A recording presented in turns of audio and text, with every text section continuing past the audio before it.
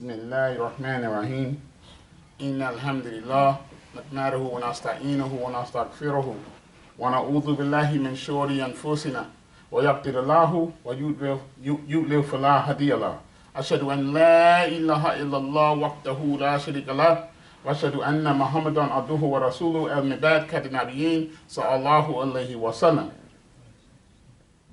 I seek refuge with Allah from Shaitan, the rejected and the cursed, with Allah's name, the merciful benefactor, the merciful redeemer. All the praise belongs to Allah alone. We ask His forgiveness. We seek refuge in Him from the evil of our own souls and the harm of our misdeeds.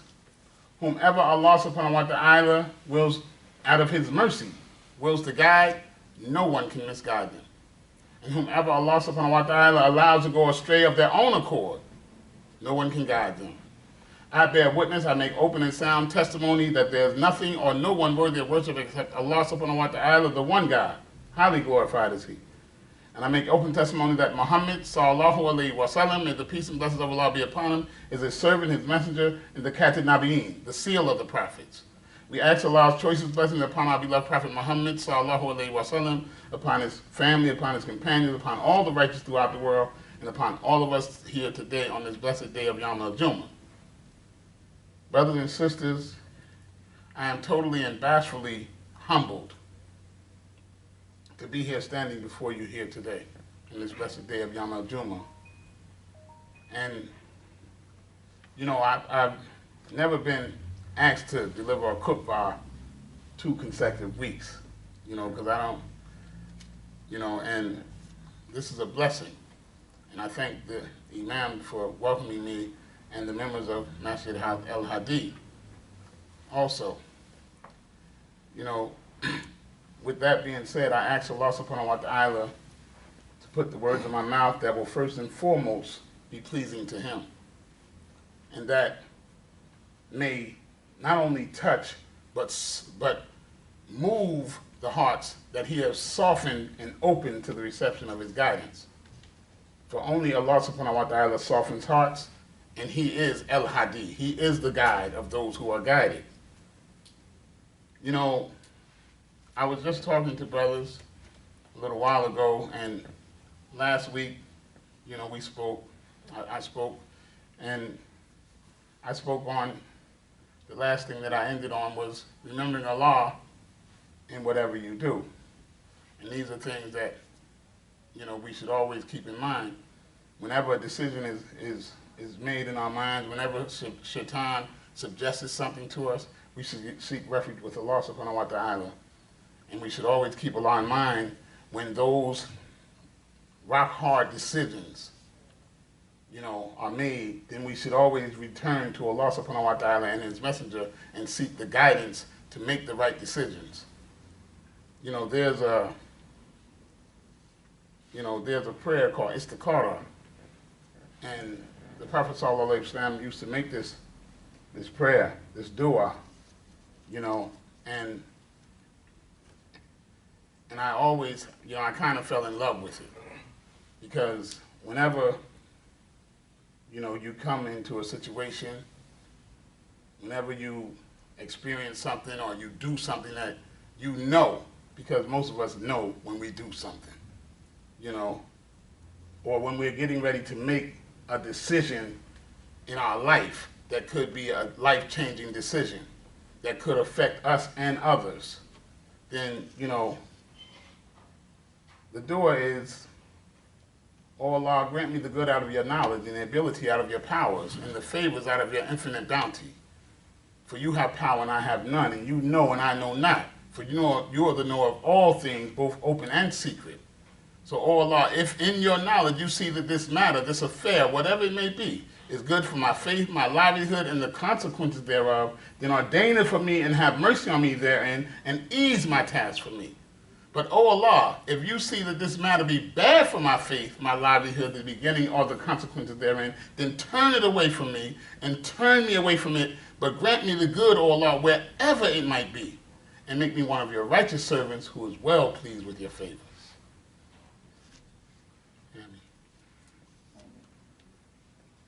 with that, brothers and sisters, I have I like to ask questions. And I mentioned to brothers a little while ago something that I learned or I heard over 15, 16 years ago from my Imam Abdul Kabir Samsuddin. And what he had said was, why? Why causes you to probe to understand? And once I heard that, it resonated in my heart. And I wanted to ask questions. I wanted to know why. Why do I say Allahu Akbar? Why do I go to Ruku? Why do I go to Sajda? See, we have to know why. Why am I here today? See, because when we understand why we do a thing, why do we fast during Ramadan? What is the importance of these things? You see, when we understand those things, you give more value to it. See, if you understand the nature and the purpose of the Jumu'ah, then you'll know that you have an opportunity to have your sins forgiven. So now it becomes more valuable than just a gathering. So I want to ask this. I was going to recite a few ayats from Al-Quran, but I just want to ask this question first. What is the state of the Muslim Ummah today? What is the state of the Muslim Ummah today? And I'm not talking about the Ummah here at Masjid Hadi. I'm not talking about the Ummah of Imam Latif Muhammad. I'm talking about the Muslim Ummah, the world Ummah of Muslims. What is the state of the Muslim Ummah today? Are we leaders? Witnesses for mankind? The best of people evolve for mankind? Are we? Because Allah subhanahu wa ta'ala says in Al-Quran, let there rise out of you a band of people. A band of people. Not one person, not two persons, but he says a band of people. Inviting to all that is good. Enjoining what is right and forbidding what is wrong and believing in Allah. Enjoining what is right, forbidding what is wrong, and believing in Allah. That if I do this, Allah subhanahu wa ta'ala got my back. Because anything that Allah subhanahu wa ta'ala put his stamp on, it evolves. It produces. It progresses. It gets better. Simple as that. So what is the state of the Muslim Ummah today? Why do I mention this?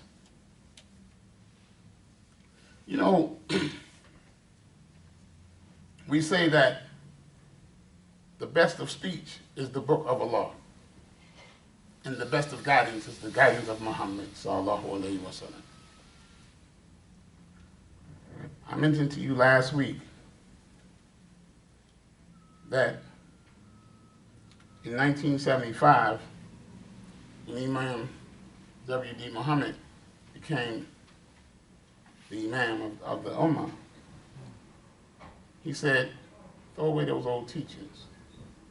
We're going to follow the Quran and the Sunnah of the Prophet Muhammad sallallahu alaihi wasallam. Right? And back then, a lot of us have a history. And history rewards your research. And I just want to share with you that I embraced and accepted Imam Muhammad as my Imam a lot of years ago. Even when I didn't know or didn't have proper knowledge of Islam.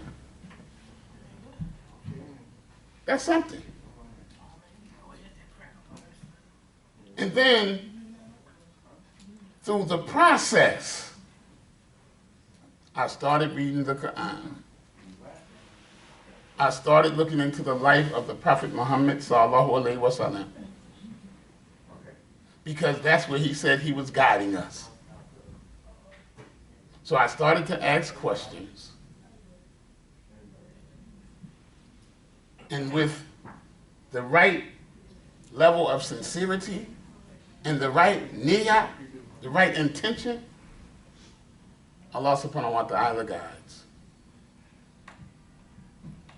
So there's no coincidence that I'm standing here before you today. It's no coincidence. It comes from sincerity and striving. It comes from falling down and getting up. The Prophet ﷺ said that the greatest jihad is the jihad for the conquest of one's own self, your own nafs. The Imam had a book years ago, Prophet Muhammad, the human model. And in that book was the hadith that spoke about the Prophet ﷺ said to his companions, radiallahu anhu, he said, none of you are without a companion, a qareen, a jinn, a shaitani, as a companion. And they said, even you, O Messenger of Allah? He said, even I. But Allah subhanahu wa ta'ala has helped me that my jinn only tells me good things to do. And in another narration it says that my jinn became Muslim. So we have struggles. We have a whisperer on one side and we have an angel on the other side. But it's up to us to who we listen to. It's up to the individual to take control of his own nafs. That Allah subhanahu wa ta'ala in his mercy might make his jinn a Muslim. Remember, the Prophet ﷺ was a flesh and blood human being, just like you and I. We can use whatever excuse we want to. Oh, well, you ain't the prophet. Oh, well, so what am I striving for? Huh? Am I striving just for mediocrity? Or am I striving to be the best that I can be? Imam Muhammad said one time that in the word sunnah is the word sun. And what is the nature of the sun? The sun gives energy. The sun gives light. The sun gives life. And when the sun beams on that plant or on that seed, and it germinates, and it's put in the right soil, and it's treated properly, it's nurtured properly, then it brings out what? It brings out the best in that seed. So the sunnah is designed to bring out the best that is in the human being. So what is the state of the Muslim Ummah today? And how did we get here? Why? We ask questions. Allah subhanahu wa ta'ala says in Al-Quran, وَإِنَّ هَذِهِ أُمَّتِكُمْ أُمَّةً وَاحِدَةً وَأَنَّ رَبِّكُمْ فَاتَكُمْ. And I translate into English. And verily, this brotherhood of yours is a single brotherhood. And I am your Rabb, I am your Lord and cherisher. Therefore, fear me and no other. Sadaqallahu al-Azim. Surely Allah speaks the truth. This ummah of yours is a single ummah. And I am your Rabb. I'm the nurturer. I'm the one that causes it to grow.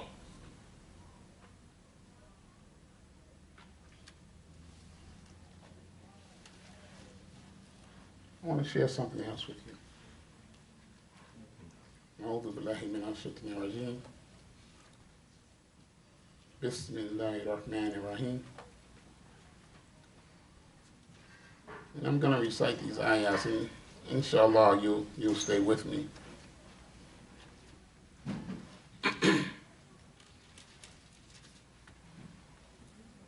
As to those who divide their religion and break up into sects, thou, O Muhammad, have no part in them in the least.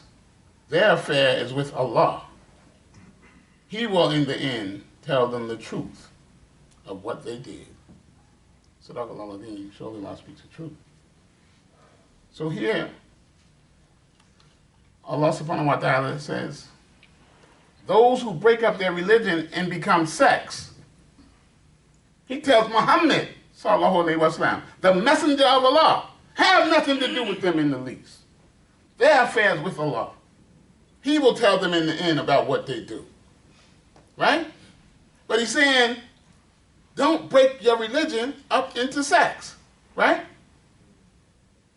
What is the state of the Muslim Ummah today? How did we get here? In this narration, it is said that the Prophet ﷺ recited this verse and said,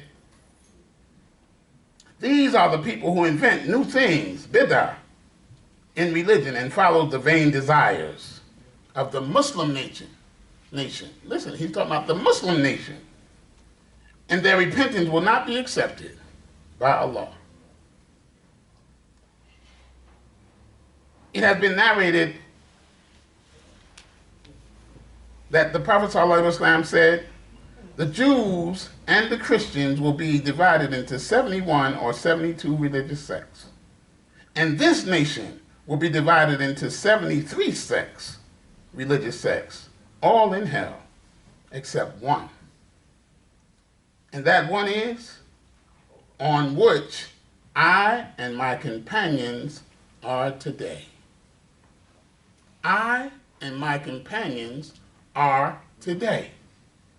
When is this? This is the Prophet ﷺ saying this. So this was over 1,400 and some years ago. So if we look back 14 and some years ago, what was the Prophet and his companions on? That is, following the Quran and the Prophet's Sunnah.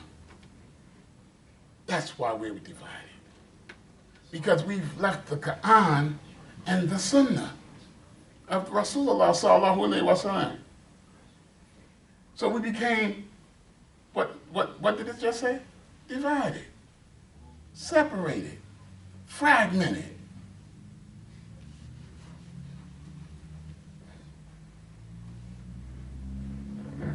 Why do I mention this? I mention this because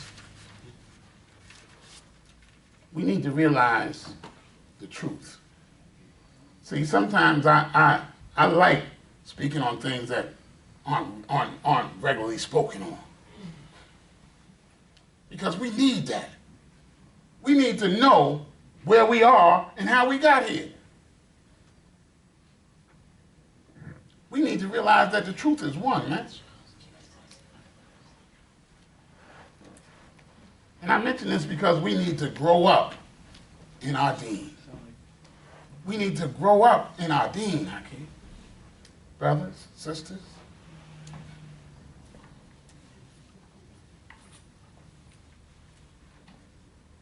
But we'd rather run around, backbite, talking bad about other Muslims. Who's on the hop?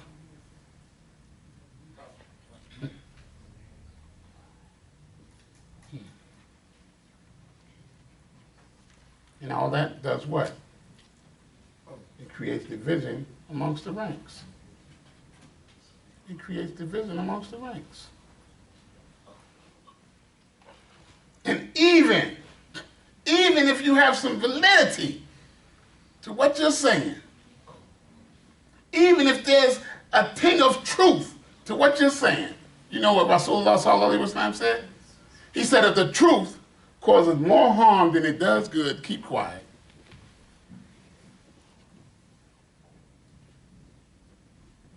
He said that he guarantees Jannah for the one who gives up argumentation even when he's in the right. These are principles, man, that our messenger, sallallahu alaihi wasallam, has given us that are valuable, man. That's valuable. That's worth paying for, man. Information that can gain you Jannah, man. The Prophet ﷺ said, facilitate things to people concerning religious matters, and do not make it hard for them, and give them glad tidings, and do not make them run away from Islam. Now y'all might wonder why this subject seems to be important to me, but it should be important to every one of us. I'm going to share an experience with you right here in this masjid. I delivered a khutbah here once, years ago.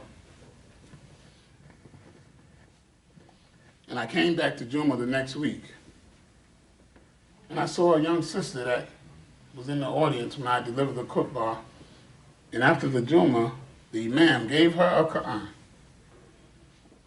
And the sister came to me that next Friday, because she remembered me from giving the khutbah the week before. And she said, brother, I went to another masjid, and the brother saw this Quran and told me to give it back. Somebody had told her that that Quran wasn't worth her having. You shouldn't read that Quran. I'm a Muslim. I bought these for a reason. Because these are Qur'ans.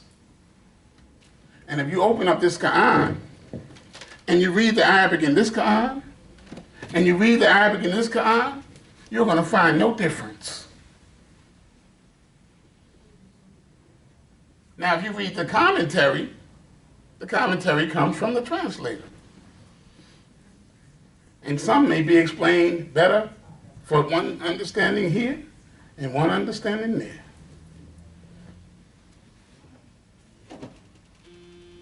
But we do things that divide rather than bring together. Anything that creates disunity is not good. Anything that creates disunity in al-Islam is not good.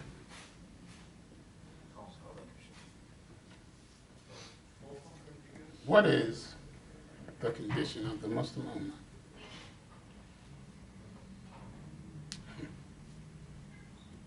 Why are we no longer respected in our own communities? Look at this. This is important, man. Because we have a job, man. We're supposed to be affecting the society. Allah subhanahu wa ta'ala said that we are the Aqrijal Nas. The best people evolve for mankind. For mankind.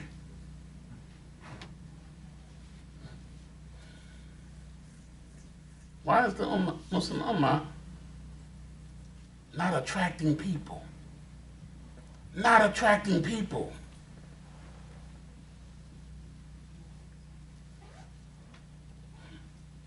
And I'm going to go a little further.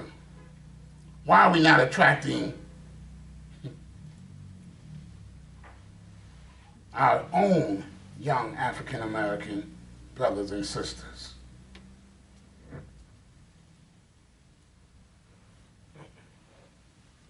Without, and I'm speaking about the males now, without them going into prisons and being introduced to Islam without the proper guidance and right intentions. See, I've dealt with that.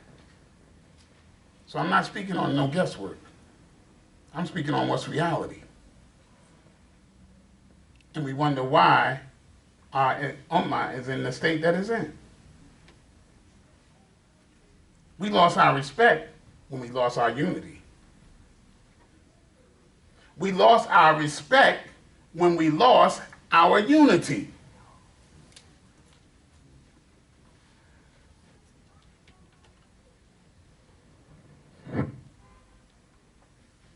Because we drifted away from the Quran and the Sunnah. And I say drifted away. You know, because you know, like when you throw something in the water, right? And because it ain't no immediate thing, it's a slow process. You throw something in the water and the current catches it and it starts to slowly drift away. So we drifted away from the Quran. We drifted away from the life example of our Prophet Muhammad sallallahu alaihi wasallam.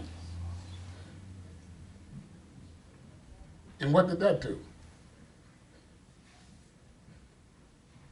Because the current picked us up and drifted away. And now, you know, we're caught up in the current of egos, pride, arrogance, envy, jealousy, deception. I'm better than you. I'm more Muslim than you are.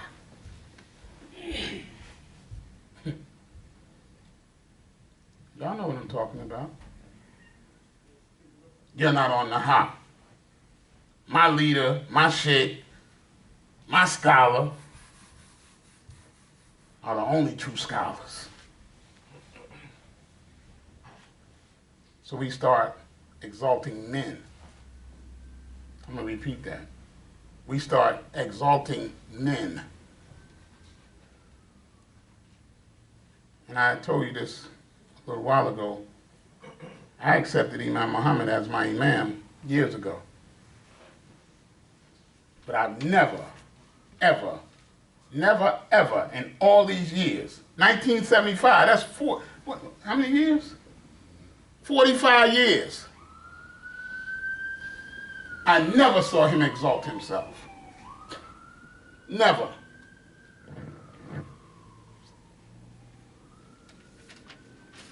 With all his accolades,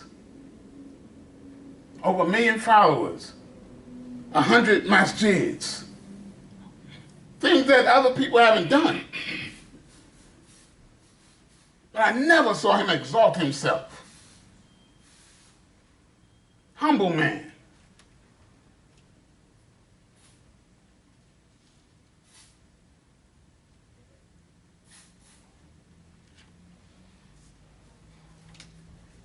You know,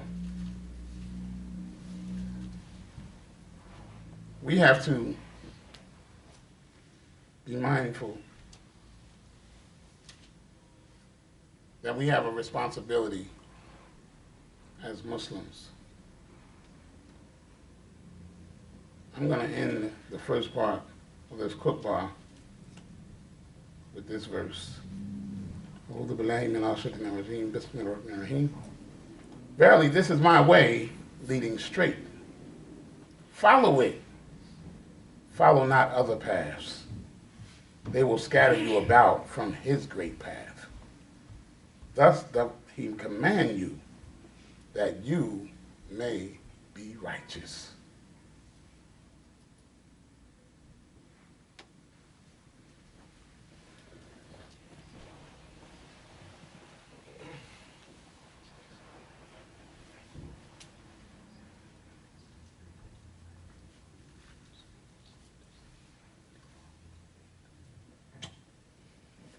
Allah.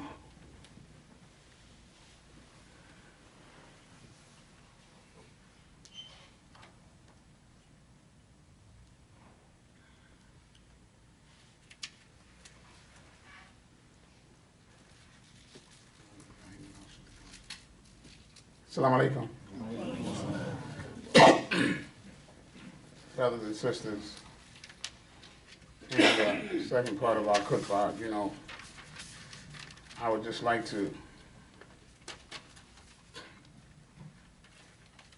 address the fact that it's not designed in Islam to be blind followers. Al-Islam demands knowledge. You know, even Allah subhanahu wa ta'ala says to Prophet Muhammad sallallahu alayhi wa sallam in Surah Muhammad, in ayat 19, he says, and know, O Muhammad, la ilaha illa huwa.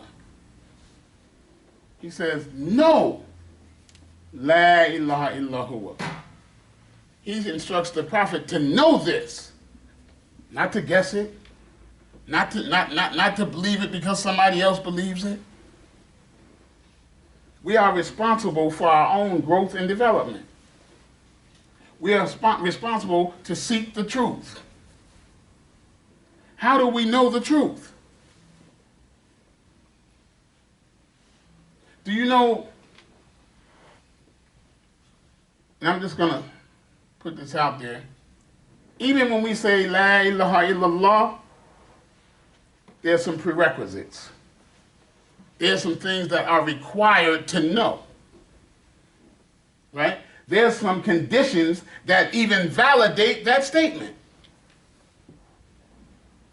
And some scholars say that there are 7 conditions. 7.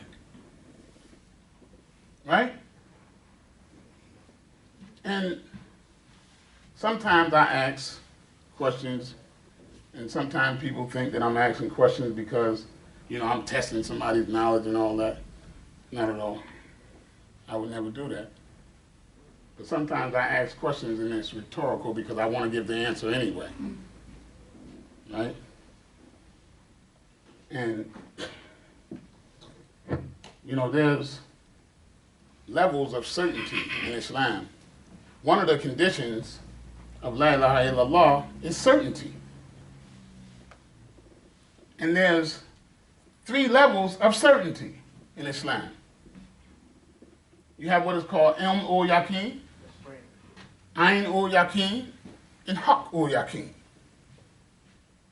Ilm ul Yaqeen is certainty of knowledge. We read, we study, we learn, we get the information. Now we have some knowledge. Right? Ayn ul Yaqeen is certainty of sight. Now we take that knowledge and now we see something that we obtain from that knowledge. Now we're more certain because now we can see it. Am I correct? And then you have Haqq ul Yaqeen. Absolute certainty, without a doubt. You know, Allah subhanahu wa ta'ala says in the Quran, only those are true believers who will believe in Allah and His Messenger and have never since doubted, but have striven with their belongings in their person in the cause of Allah. Such are the sincere ones. I like to use this analogy when it comes to certainty. Let's just say we look out at a mountain and we see masses of smoke. All you can see is big masses of smoke. What do you perceive? Where there's smoke, there's fire. We don't see no fire. We just see smoke. Oh man, it must be a fire. Right? But we don't see no fire. There's nothing but smoke. So in order to be more certain, what do we have to do? We have to go up and observe a little more. Huh? See, we obtain the knowledge that with smoke, there's fire. So when we see the smoke, we perceive a fire because that's the knowledge that we got. Right? Now we go to Ayn ul Yaqeen. Now we go up the mountain and we look over and we see flames. Now seeing is believing. Now we can see some flames. So we're more sure, we're more certain that there's a fire. But it could be a Hollywood fire. It could be dry ice. So now we have to go even further. So now we try to get closer to the perceived fire. right? And as we get closer, we start to feel the heat. Now it starts getting warmer and warmer, and we start to approach. And we get closer and closer, and we get close enough to, oh! Now I know for certain that's a fire, because it burnt me. That is Haq Yakin. The absolute truth. And I kind of like to tell stories sometimes, because sometimes, you know, Allah subhanahu wa ta'ala even says it about the Jews in the Quran. Sometimes we clothe truth with falsehood. Sometimes we make falsehood look real good. And falsehood looks like the truth. So we have brothers and sisters, Muslims, walking around following falsehood, thinking they're following the truth. You don't know I'm not lying. So I'm going to tell you this little story and close out. One time, truth and falsehood got together, right? And truth had on all red. And truth and falsehood decided to go for a swim. You know, truth goes deep, right? So they went out to the lake. And there was these two old women on the porch. One of them just a regular woman, and the other one was a woman that Allah subhanahu wa ta'ala had blessed with insight, right? So when truth and falsehood went into the woods, and truth took off his clothes and dived into the water, you know, truth goes deep. So while truth was down in the water, falsehood put on his clothes. Now, he's coming back through the woods, and the common lady says, "Hey, Martha, there go truth." And the woman that Allah subhanahu wa ta'ala had blessed said, "No, that ain't truth." So the common woman said, "What? That's truth there, girl." And as he got closer, she said, "That's truth." So the wise woman said, "No, that ain't truth."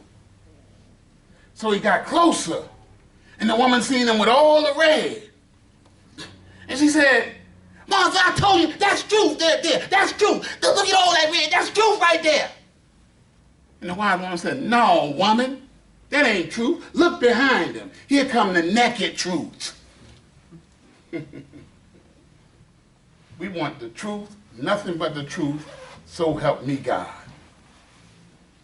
We want the whole truth. We want the naked truth. That's what Islam is. Islam is Haq. See, but we got to get away from all this division. See? Yes, we're different. Yes, we have different circumstances. When I look out and I look at my audience, we all ain't going to the same place when we leave here. Some of us go into nice homes that's organized and Muslim families, you know, offering salat together. Some of us go into a building with one room and no television. You know, I was telling a brother earlier that, you know, when I used to go to the Jumuah in Plainfield, I look out and it was 70% immigrants in the audience, 20% African Americans, 10% Africans. But I look at where we going when we leave too. Where we going? See? Most of the immigrants that I knew doctors and teachers and, you know, people who lived on the outskirts in the suburbs. That's where they're going when they leave. They fulfill their obligation, and inshallah, he accepts our ibadah. You know, hopefully our sins are forgiven, and they go back to their pleasant home. The Africans that I knew some of them too. They got their green card. They came over here. And I'm gonna tell you something about Africans. If an African is over here and he's not sending money back home to his family, then his family is frowned upon in Africa. So they come over here to get a job done. But guess what? When I left out the masjid, I was going around the corner where my sister was getting high and my nephew was selling drugs. And he might be the one selling it to my sister. Now how I'm gonna fight that? She addicted to drugs and he addicted to the money. I got a battle. I got different circumstances. But guess what? My example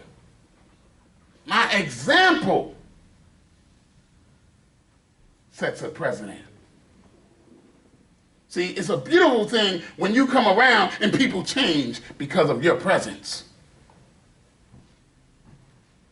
They change their speech. They change their actions because of your presence. That's what the Muslim is supposed to be. We're supposed to have an effect on the society, not allow the society to infect us.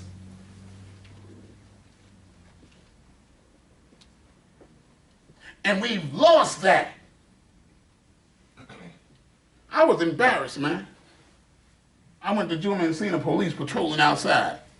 He wasn't patrolling outside because it was a problem in the masjid, that they were doing something wrong.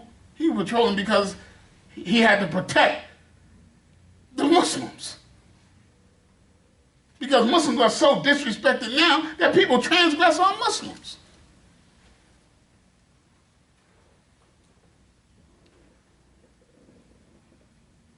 But when we were united, you never saw that. You never saw that. You didn't have to tell a sister, you know, you don't have to wear your hijab because, you know, they might do something. They acting crazy out there. Because there was a time right here in Newark, New Jersey, they had gangbangers that had a list on certain days. They would attack somebody, and a Muslim sister was among their list. So the Imam told the sisters, "Hey, protect yourself. You don't have to cover all that. You protect yourself."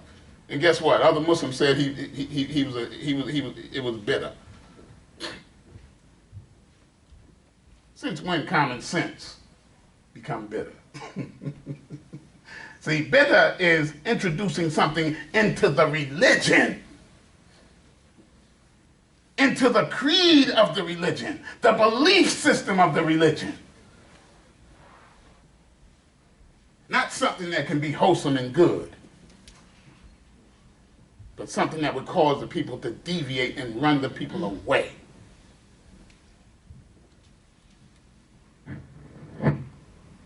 May Allah subhanahu wa ta'ala, highly glorified is He, bring our hearts together, make our relations good, bring us out of the depths of darkness into the light of truth and righteousness. Amen. May Allah subhanahu wa ta'ala protect us from the evils of the shaitan. Amen. And strengthen our iman. Amen. That we don't become victims to our own cowardice. You know, and there's a duo that I learned way back in the Nation of Islam. Oh Allah, I seek refuge in thee from anxiety and grief. I seek refuge in thee from the lack of strength and laziness. I seek refuge in thee from cowardice or ungodliness. And I seek refuge in thee from being overwhelmed by debt or the oppression of men. Oh Allah, suffice me with that which is lawful to keep me away from that which is forbidden. And out of your grace, make me free of want from that which is beside you. Ameen. Ikama salat. Allahu Akbar, Allahu Akbar. Ashhadu an la ilaha illallah.